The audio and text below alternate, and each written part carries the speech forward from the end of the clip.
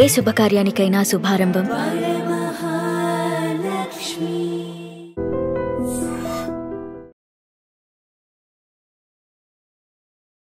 ఆరు రాష్ట్రాల పోలీసులకు మోస్ట్ వాంటెడ్ మావోయిస్ట్ పార్టీ కేంద్ర కమిటీ సభ్యుడు హిడ్మా అలియాస్ మాధవి హిడ్మా ఈ రోజు ఎన్కౌంటర్ గురయ్యారు.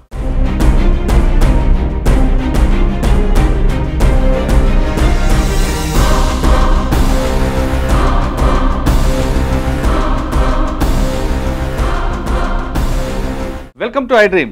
Big breaking news. ఆరు రాష్ట్రాల పోలీసులకు మోస్ట్ వాంటెడ్ మావోయిస్ట్ పార్టీ కేంద్ర కమిటీ సభ్యుడు హిడ్మా అలియాస్ మాధవి హిడ్మా ఈ రోజు ఎన్కౌంటర్ గురయ్యారు. అతను చనిపోయినట్లుగా పోలీసులు కూడా ధృవీకరిస్తున్నారు.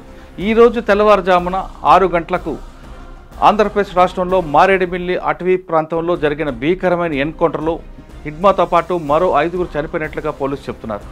సంఘటనా స్థలంలో దొరికిన హిడ్మా అని మాత్రం పోలీసులు డెడ్ బాడీ ఫోటో రిలీజ్ చేశారు. ఆ డెడ్ బాడీ ఫోటో ఇప్పుడు మనం ఐటెంలో చూస్తున్నాం. అయితే హిడ్మాతో పాటు మరో 5గురు చనిపోయారు. వాళ్ళందరూ అతని కుటుంబ సభ్యుల లేదు అతనికి సెక్యూరిటీగా వచ్చిన వాళ్ళని విషయం మాత్రం పోలీసులు ఇంకా కన్ఫర్మ్ చేయట్లేదు.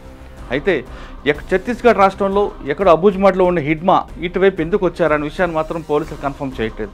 అక్కడి నుంచి అతను ఆంధ్రప్రదేశ్ రాష్ట్రం వైపు రావాలని ప్రయత్నం చేస్తూ ఏఓబీలోకి వచ్చారా, లేదు ఇక్కడ ఆంధ్రప్రదేశ్లో ఒక కమిటీ ఉంది, చెల్లూరు నారాయణరావు అలియాస్ జనార్దన్ పేరు మీద ఒక కమిటీ తిరుగుతుంది, అతనికి సపోర్ట్ చేయడానికి వచ్చారా, లేదు ఇక్కడ షెల్టర్ తీసుకోవడానికి వచ్చారనే విషయం మాత్రం ఇంకా కన్ఫర్మ్ కాలేదు. దక్షిణ బర్సల్లో ఉన్న తలదాచుకున్న హిడ్మా 6 రాష్ట్రాల పోలీసుకు మోస్ట్ వాంటెడ్గా ఉన్నారు. అతను మిలిటరీ ఆపరేషన్లో చాలా దిట్టగా ఉంటాడు. ఎక్కడ పోలీసులకు దాడులు జరిగినా, పోలీసులు ఎక్కడ చనిపోయినా ఆ సంఘటనలో హిడ్మా ఉంటారు. అతని వ్యూహం ఉంటుందని పోలీసులు ఇప్పటికే నమ్ముతున్నారు. అతనిపైన దాదాపు ₹1 కోటి పైగా రివార్డు ఉన్నట్లుగా 6 రాష్ట్రాల పోలీసులు చెప్తున్నారు. ఒకవైపు ఛత్తీస్గఢ్, మహారాష్ట్ర, జార్ఖండ్ పోలీసులకి ముప్పు తెప్పులు పెడుతున్న హిడ్మా ఆంధ్రప్రదేశ్ ఎందుకు వచ్చారనే విషయం మాత్రం ఇంకా కన్ఫర్మ్ కావట్లేదు. మనకున్న సమాచారం ప్రకారం మిగతా రాష్ట్రాల పోలీసుల యొక్క దాడులు ఎక్కువ అవుతున్నాయి. ఆపరేషన్ కగార్ అనేది చాలా తీవ్రంగా ఉంది. మరోవైపు ఇక్కడ చూస్తుంటే ఆపరేషన్ కగారు మార్చి 31కి ఎండ్ అవుతుంది. కాబట్టి ఈలోగా హిడ్మాను కానీ ఎన్కౌంటర్ చేస్తే ఖచ్చితంగా మావోయిస్టు పార్టీకి ఊహించిన దెబ్బ ఉంటుంటూ పోలీసులు భావిస్తున్న తరుణంలో ఇటువైపు ఏఓబీలో పార్టీ యొక్క ప్రాబల్యం తగ్గింది, పార్టీ యొక్క షెల్టర్ జోన్ పెరుగుతుంది. కాబట్టి ఇటువైపు రావడానికి హిడ్మా తనకున్న సెక్యూరిటీ గార్డ్తో ఇటువైపు వచ్చారా అనే ఒక సమాచారం కూడా వస్తుంది. మరోవైపు గతంలో కూడా తీసుకుంటే ఇక్కడ సుధాకర్ అనే వ్యక్తి కూడా చనిపోయారు. అయితే అదేవిధంగా గాజర్ల అశోక్, గాజర్ల రవి కూడా ఇదే ప్రాంతంలో ఎన్కౌంటర్ అయ్యారు. కాబట్టి అతను కూడా ఇటు మూవ్మెంట్ చూసుకొచ్చి ఏఓబీ ప్రాంతం అనేది తమ సురక్షిత ప్రాంతం భావించి మావోయిస్టు పార్టీకి సంబంధించిన కొంతమంది కేంద్ర కమిటీ సభ్యులు ఇటువైపు వస్తున్నట్లుగా మనకి సమాచారం అవుతుంది. గతంలో గాజర్ల రవి ఇటువైపు రావడానికి ఖమ్మం జిల్లాలకు సంబంధించిన కొంతమంది కమ్యూనిస్టు నాయకులు వాళ్ళకి షెల్టర్ ఇవ్వడంతో గాజర్ల రవితో పాటు మరి కొంతమంది రావడం ఎన్కౌంటర్ జరిగారు. ఇక్కడ స్టేట్ కమిటీ వరకు తీసుకుంటే చెల్లూరు నారాయణరావు ప్రాబల్యం ఎక్కువ కనిపిస్తుంది. అతనికి ఒక 20 మంది 1+20 మెంబర్స్ తిరుగుతున్నారు. కాబట్టి వాళ్ళ సహకారంతో ఇక్కడ ఏఓబీ ప్రాంతంలో మరొకసారి ప్రాబల్యం చూపించడానికి, పార్టీ బలోపేతం చేయడానికి హిడ్మా ఇటువైపు వస్తున్నారా, లేదు బస్తర్ జిల్లాలో ఎక్కువగా పోలీసులు ఒత్తిడి పెరిగింది కాబట్టి ఇక్కడ తలదాచుకోవడానికి వస్తున్నారా అనేది మాత్రం ఇంకా క్లారిటీ రాలేదు. ఏదేమైనా సరే ఈరోజు తెల్లవారుజామున 6 గంటలకు టైగర్ జోన్లో జరిగిన భీకరమైన ఎన్కౌంటర్లో హిడ్మాతో పాటు మరో 5గురు చనిపోయినట్లుగా సమాచారం క్లారిటీగా వస్తుంది. కానీ హిడ్మాతో పాటు మరో 5గురు అమలుతో మాత్రం ఇంకా సమాచారం రాలేదు. కానీ హిడ్మా చనిపోవడం ఉంది మావోయిస్టు పార్టీకి ఊహించిన దెబ్బని మాత్రం చాలా స్పష్టంగా చెప్పుకోవచ్చు. ఇక్కడ చెల్లూరు నారాయణరావుతో పాటు మరో 20 మంది ఎక్కడున్నారనే విషయం మాత్రం పోలీసులు ఇంకా కొనసాగిస్తున్నారు గ్రేహౌండ్ దళాలు. ఎందుకంటే చెల్లూరు నారాయణరావు యొక్క సహకారంతోనే హిడ్మాతో పాటు మరో 5గురు ఇటువైపు వచ్చినట్లుగా మనకు సమాచారం అవుతుంది. కానీ ఏఓబీలో తీసుకుంటే ఒకవైపు పాడేరు, అదేవిధంగా బలిమెల్ల, కలిమెల్ల ఆ ప్రాంతం అంతా కొంత పట్టుండి ఏరియా. కానీ క్రమేపీ పార్టీకి ప్రజలకి మధ్యన గ్యాప్ వచ్చింది. కానీ రంపచోడవరం, మారేడుమిల్లి ప్రాంతాల్లో ఇక్కడ కూడా పెద్దగా పార్టీకి మద్దతు లేకపోయినా ఇటువైపు రావడానికి వాళ్ళకి ఈజీగా యాక్సెస్ కనిపిస్తుంది. ఎందుకంటే ఒకవేళ ఛత్తీస్గఢ్ నుంచి నడక దారిలో వస్తున్నప్పుడు ఛత్తీస్గఢ్ నుంచి చింతూరు మీదుగా గోదావరి అంటే అక్కడ సీలేరు ఉంటుంది, సీలేరు దిగికి వచ్చిన తర్వాత ఇటు రంపచోడవరంకి వచ్చే మార్గం ఉంది. కాబట్టి ఆ ప్రాంతంలో ఒక మావోయిస్టు పార్టీకి ఒకప్పుడు బలంగా ఉన్న రంపచోడవరం, ఈ డొంకరాయి ఈ ప్రాంతంలో తలదాచుకోవడానికి హిడ్మాతో పాటు మరి 5గురు వస్తున్నారా, లేదు ఇటువైపు మన ఆంధ్రప్రదేశ్లో తమ ప్రాబల్యం చూపించి ఇక్కడ ఎవరికైనా టార్గెట్ చేద్దామనే ఉద్దేశంతో వస్తున్నారా అనేది ఇంకా మనకు సమాచారం రావాల్సి ఉంది.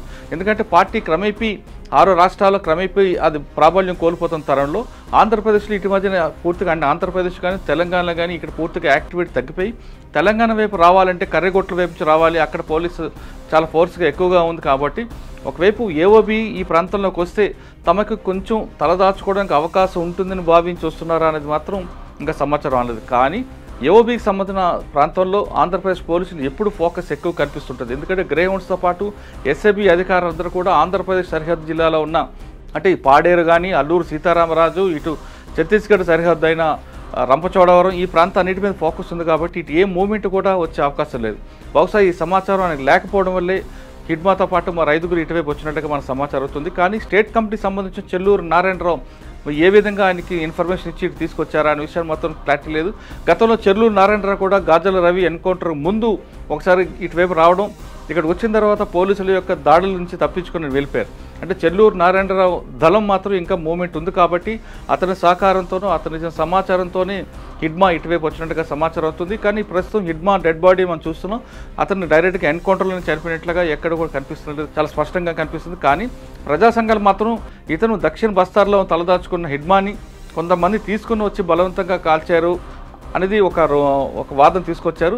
ఇది కేవలం ఫేక్ ఎన్కౌంటర్ మాత్రం చెప్తున్నారు. ఎందుకంటే హిడ్మా ప్రాంతం అనేది కూడా ఛత్తీస్గఢ్ ప్రాంతంలో ఉంది. ఏఓబీలో ఎక్కడ కూడా అతని మూమెంట్ లేదు. అలాంటి హిడ్మా ఈరోజు తెల్లవారుజామున ఎందుకు వచ్చారు, ఇక్కడికి వచ్చిన తర్వాత ఎన్కౌంటర్ ఎందుకు అయ్యారని మాత్రం ఇంకా క్లారిటీ రావట్లేదు. దీని మీద పోలీసు అధికారులు కూడా మాట్లాడడానికి ఇష్టపడలేదు. ఎందుకంటే జరిగిన ఎన్కౌంటర్ జరిగిన ప్రాంతం అనేది కంప్లీట్గా సిగ్నల్ లేని ప్రాంతం. కాబట్టి అక్కడ వెళ్ళాలి, చూసిన తర్వాత మిగతా ప్రాంతాల్లో ఏం జరిగిందనే విషయాన్ని మీడియాకి చెప్తా ఉంటే పోలీసు అధికారులు చెప్తున్నారు.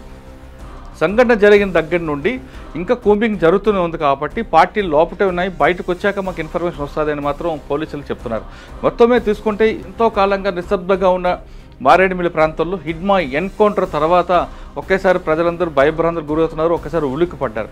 అదేవిధంగా ఆంధ్రప్రదేశ్ సంబంధించి తీసుకుంటే ఆంధ్రప్రదేశ్ పోలీసులు ఇటీవల కాలంలో నక్సల్స్ పట్ల సానుభూతి ఉన్నారని, నక్సలైట్స్కి వాళ్ళు సహకరిస్తున్నారని ఒక రూమర్ ఉంది.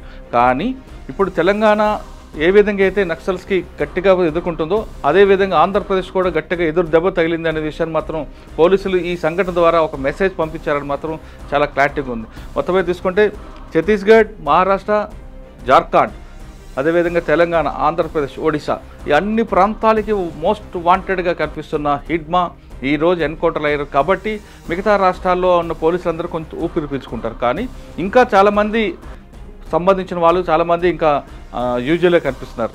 తిరుపతితో పాటు మరో కొంతమంది ఉన్నారు, మళ్ళా రాజిరెడ్డి ఉన్నారు. అందరికన్నా ముఖ్యం మావోయిస్ట్ పార్టీకి సంబంధించిన వ్యక్తి గణపతి, ముప్పాల లక్ష్మణరావు గారు కూడా ఉన్నారు. వాళ్ళందరూ ఇంకా రావాలి, జనజీవన శ్రమ రావాలని సెంట్రల్ హోమ్ మినిస్టర్ గారు కూడా చెప్తున్నారు. కాబట్టి ఈ నేపథ్యం తీసుకుంటే మార్చి 31 లోపే ఈ మావోయిస్ట్ పార్టీకి సంబంధించింది ఒక కొలిక్కి వస్తుంది అనేది మాత్రం చాలా స్పష్టంగా తెలుస్తుంది. అయితే పార్టీ కూడా ఒకవైపు వాళ్ళకి ప్రోత్సహించి జనజీవన రావడం, వాళ్ళకి కావాల్సిన సరెండర్ పాలసీ ఇంప్లిమెంట్ చేయడం ఒకటి.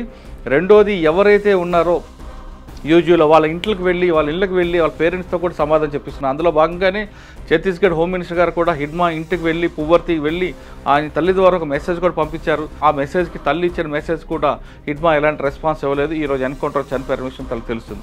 మరోవైపు పార్టీలు ఎవరైతే ఉన్నారో అజ్ఞాతంలో వాళ్ళందరూ కూడా ఆఫర్లు ఇచ్చి వాళ్ళందరినీ తీసుకురావడం, జనజీవన కలపడం అనేది కూడా మరో 3వ పార్ట్లోగా చేస్తున్నట్టు తెలుస్తుంది. అందులో భాగంగానే ఇటీవల గచ్చిరోలిలో మల్లోజ్ వేణుగోపాల్ గారు 60 మందితో లొంగిపోవడం, అదేవిధంగా ఛత్తీస్గఢ్లో తీసుకుంటే జగదల్పూర్లో శేషన్న గారు కూడా 200 మందితో రావడం, ఇవన్నీ చూస్తుంటే కేవలం ఆపరేషన్ కగార్ అనేది ఒక ఎన్కౌంటరే కాకుండా అన్ని వైపుల నుంచి ఆ పార్టీని పూర్తిగా బలోపేతం లేకుండా చేయడానికి ప్రభుత్వం చేస్తున్న వ్యూహంలో భాగంగానే అనుకోవచ్చు.